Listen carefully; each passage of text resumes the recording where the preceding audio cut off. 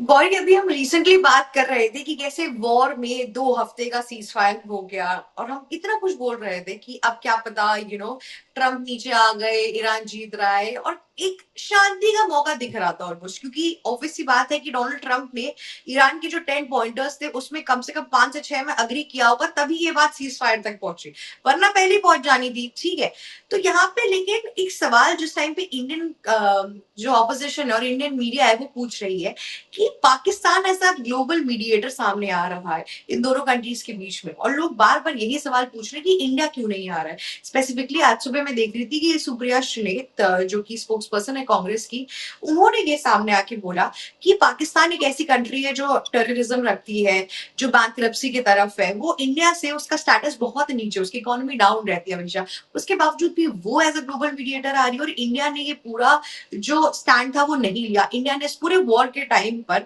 Pro Israeli, pro US अपना origin रखा, right. India ने कभी भी ईरान का साइड नहीं लिया, इवन आफ्टर नोइंग कि ट्रम्प ने क्या किया ईरान के साथ।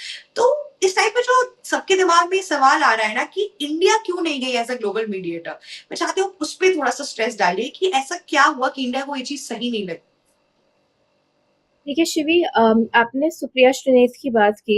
She has been the executive editor for ET group. ठीक है, ईटी नाउ में वो एग्जीक्यूटिव एडिटर थी। उनके फादर साहब जो थे वो कांग्रेस के बहुत ही सीनियर लीडर थे, और अब जो उन्हें पोजीशन मिली है पार्टी में, मैं उसका बहुत समर्थन करती हूँ। क्योंकि ऐसे ही टैलेंटेड लोग, आप पवन खेरा को एक लाउड स्पोक्स पर्सन की तरह देख रहे हैं, पर वो भी एक बहुत ही ब्यूरोक्रेटिक लेवल के इंसान रह चुके हैं। मेरी उनसे पर्सनली वार्तालाप भी हो चुका है। सुप्रिया श्रीनेत भी, आप जितनी उनकी पॉलिटिक्स अगर पढ़ें तो उन्होंने बहुत अच्छे से सोशल मीडिया मैनेज किया है कांग्रेस का, जबकि पार्टी काफी छितर गई थी 2014 के बाद। अब फाइनली स्टेट इलेक्शंस के अलावा एक इशू आ गया है जिसमें गवर्नमेंट को कॉर्नर करना जरूरी हो गया है, क्योंकि बात हमारे चूल्हों तक पहुंच चुकी है।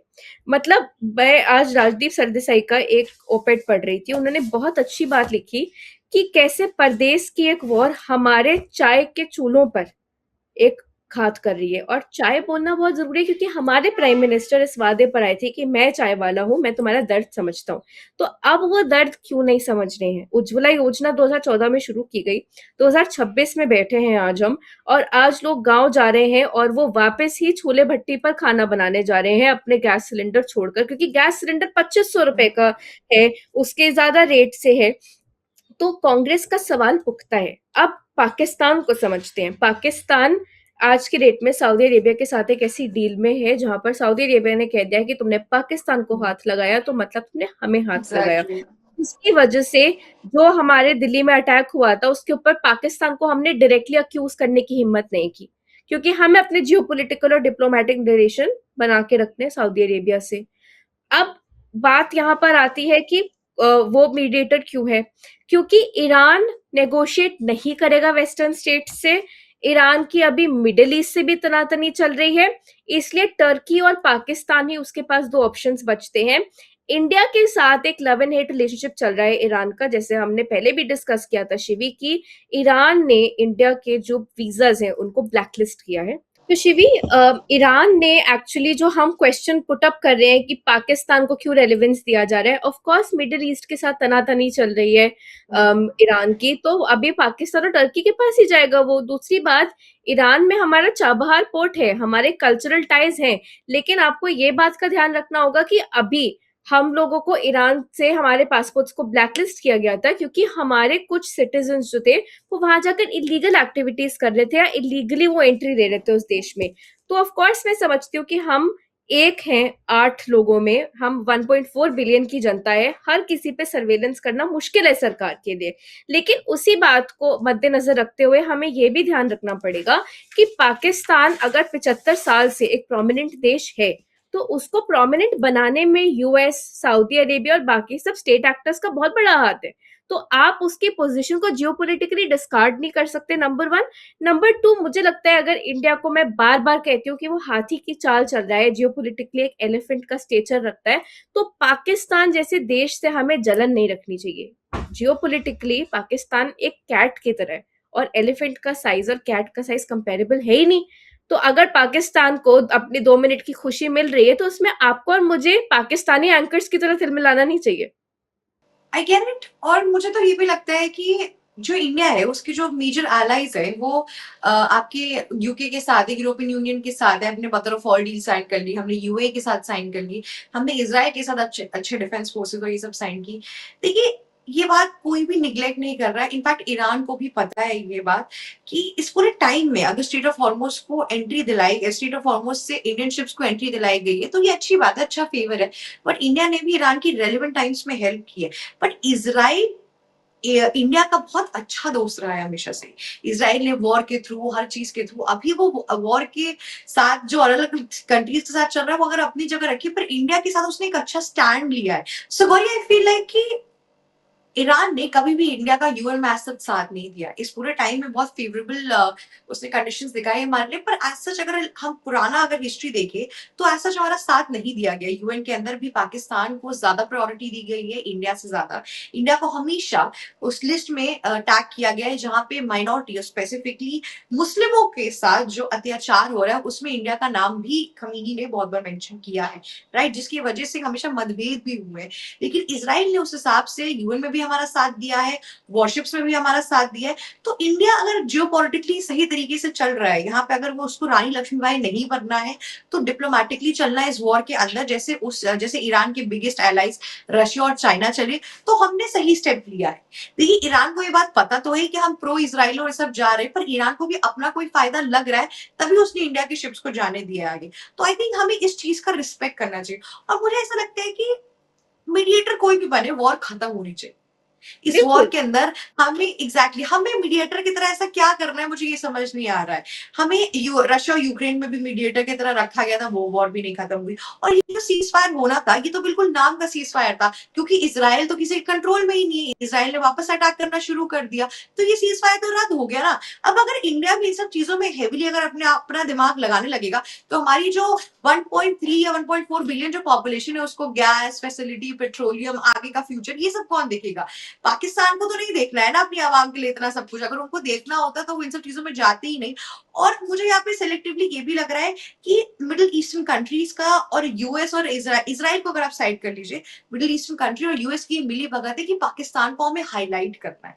ये लोग, मुझे एक तरीके से ये एंटी इंडिया अप्रोच भी लग रहा है अगर आप इसको साफ साफ और ध्यान से देखेंगे तो, कि पाकिस्तान को हमें ग्लोबली प्लेटफॉर्म थोड़ा ऊपर करने की कोशिश करना है। बिकॉज डोनाल्ड ट्रम्प जहां शहबाज शरीफ की इतनी बुराई करते हैं, मतलब फीफा वर्ल्ड कप के जो चेयरमैन है उनके पीछे बिठाया शहबाज शरीफ को, ये तो वो उनको रिस्पेक्ट करते हैं। और यहाँ पर आके जो उनका ट्रूथ के सोशल मीडिया पे पोस्ट आया जहाँ पे ये चीज वो मेंशन कर रहे हैं कि it is only because of Shehbaz Sharif and Asif Munir, ये तो साफ साफ पता चल रहा है कि कोई बहुत तगड़ी डील हुई है और बहुत एडेड अप प्रेशर है डोनाल्ड ट्रम्प के ऊपर, तब जाके पाकिस्तान को ऊपर रखा गया। और ये बात आपकी बिल्कुल सही है कि सऊदी अरेबिया का बहुत बड़ा हाथ है पाकिस्तान के ऊपर, इसीलिए पाकिस्तान को ऐसा अपर हैंड यहाँ पर मिल रहा है। बट मुझे आपसे जो स्पेसिफिक सवाल ये है कि आपको नहीं लगता कि हमारे देश की ऑपोजिशन को रेलेवेंट सवाल में समझते हो, पेट्रोलियम के इश्यूज है इस टाइम पे, ऑयल गैसेस के इश्यूज है, इन सारी चीजों को उठाना चाहिए। पर अगर हमारा काम बन रहा है हर चीज में तो हमें मीडिएटर की तरह क्यों सामने आना? आपको नहीं लगता कि ऑपोजिशन ऑफ इंडिया को इस पे ध्यान देना चाहिए कि it is not necessary for us? या अगर हम मीडिएटर की तरह आ जाते गौरी तो हमारा ऐसा क्या फायदा हो जाता इस पूरी कंडीशन में? आप सही कह रही हैं शिवी। देखिए, सबसे बड़ी बात तो यूएन को मैं एक क्रेडिबल ऑर्गेनाइजेशन मानती नहीं हूँ। It's a Toothless tiger. नाम के वहाँ पर एग्जैक्टली, लोग वेरी ट्रू। मिलने घुलने जाते हैं। वहाँ पर इंडिया को एक नॉन स्टेट एक्टर, एक ऑपरेसर ऑफ माइनॉरिटीज कहा जाता है। अहमदिया मुसलमानों की बात कौन करता है? एग्जैक्टली। कोई नहीं करता। हाँ। मुझे इतना पता है कि इंटरनेशनल पॉलिटिक्स में पिक एंड चूज पॉलिटिक्स होती है, पिक एंड चूज इश्यूज उठाए जाते हैं। यूएस अपने ही लोगों का ध्यान रख ले, बहुत बड़ी बात है। वहां के इकोनॉमी को अपनी ठीक कर ले, ऑपरेशन बंद कर दे अफ्रीकन अमेरिकन के अगेंस्ट, जो सेंचुरीज से उनका पार्ट है। एक अफ्रीकन अमेरिकन उनके प्रेसिडेंट बन चुके हैं। मैं अभी रिसेंटली डोनाल्ड ट्रंप की डॉक्यूमेंट्री देख रही थी।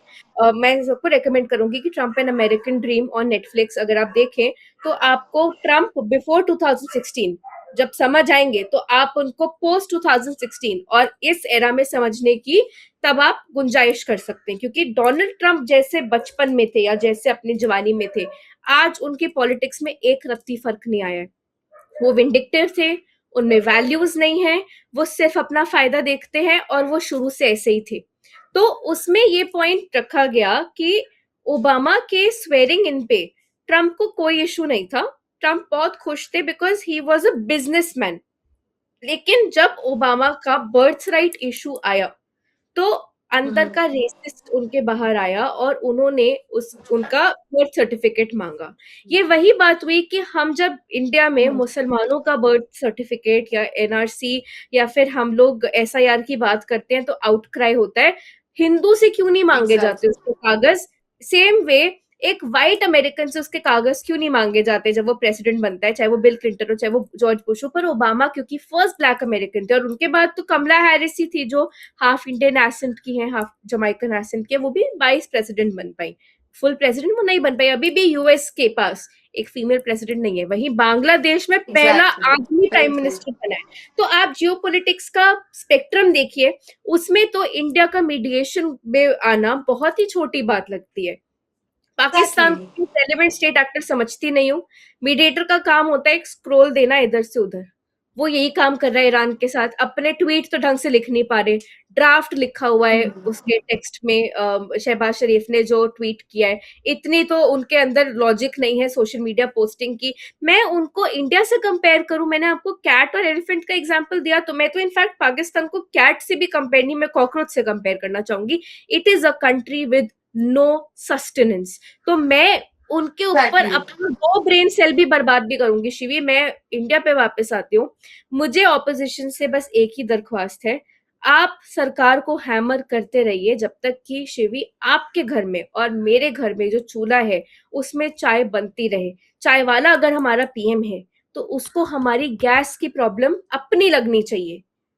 ये नहीं कि आप चाय वाले से जब प्रधानमंत्री बन गए और आप 10 कंट्रियां घूम ले और आप इटली की प्राइम मिनिस्टर के साथ आपके मीम्स बन रहे हैं तो आप अपने देशवासियों को भूल जाएं। ये हमें गवारा नहीं है। इसके लिए आप और मैं बैठे हैं, यूट्यूब पर बैठे हैं, टेलीविजन पे नहीं आ पा रहे हैं। सरकार को अकाउंटेबल रखने के लिए डिजिटल मीडिया और ऑपोजिशन का अब जो एक भूमिका है वो हमें निभानी पड़ेगी। आपने और हमने अपने जितने भी वैल्यू सिस्टम्स में सरकार का समर्थन भी किया है, सरकार की पॉलिसीज का आकलन भी किया है, सरकार के लिए अपनी कैपेसिटी में काम भी किया है। हम टैक्स पेयर्स हैं, हम दुश्मन नहीं है इस देश के ना इस सरकार के। लेकिन सवाल उठाना हमारे लिए जरूरी है as journalist, as analyst, as aware citizen of India. मैं सबसे और यही आई थिंक सवाल उठाना चाहिए पेट्रोलियम गैसेस से रिलेटेड जितने भी हैं, और जितना मैं इंडियन गवर्नमेंट को इस टाइम पे देख रही हूँ वो एक्टिवली उस चीज का रिस्पॉन्ड भी कर रहा है, ऐसा नहीं कि रिस्पॉन्ड नहीं कर रहे।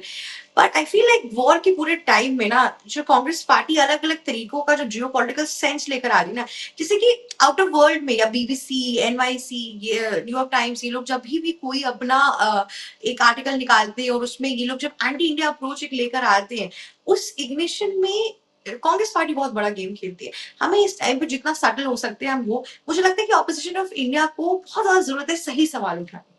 हमारा ये फोकस ना होकर कि अभी हम ग्लोबल मीडिएटर क्यों नहीं बन रहे, हमारा इस पर ज्यादा फोकस होना चाहिए था कि अब अगर ये वॉर नहीं खत्म होने वाली है और स्टेट ऑफ हॉर्मस नहीं खुलने वाला है तो हमारे आगे का रोड मैप क्या है। ये सारे रेलिवेंट क्वेश्चन है जो हमारी ऑपोजिशन लैक कर रही है इस टाइम पे पूछने के लिए, क्योंकि करंट गवर्नमेंट तो इस टाइम पे इलेक्शन ले आएगी, मीडिया में इलेक्शन चलेगा, तो उसके बाद से लोग ये सब तो भूलते जाएंगे, लोग इलेक्शन पे फोकस करने लगेंगे। बट ऑपोजिशन का वो एक काम जो है जो होना चाहिए। बट लेट जस्ट होप कि चीजें हों, और मुझे लगता है दर्शकों को बहुत हेल्प मिली होगी इस पूरे वीडियो से, ताकि वो ये चीज समझ पाए कि इंडिया का ग्लोबल मीडिएटर बनना कोई इतना जरूरी था ही नहीं। इंडिया को जो रेलिवेंट चीजें चाहिए वो उससे मिल रही है, और पाकिस्तान को एक तरीके से यहाँ पर यूज किया जा रहा है और कुछ भी नहीं। That's all. और गौरी बहुत अच्छा लगा, जियो पॉलिटिकल डिस्कशन आपके साथ कुछ अलग ही एक्सटेंसिव लेवल का होता है, काफी हेल्प मिलती है लोगों को ये चीज समझने के लिए। देखिए नेशनली जो बातें चल रही है उसका तो बहुत लोगों को अपना एक आइडिया है, पर जियो पॉलिटिकली लोगों के अंदर इतनी अवेयरनेस नहीं है, और हम और आप जब बैठ के इस चीज पे अवेयरनेस देते हैं उससे इस वॉर के टाइम में काफी हेल्पफुल एक रिजल्ट निकल के आता है। Thank you so much for being a part of our show. ABC Hindi news, आज ही जुड़िए हर खबर के साथ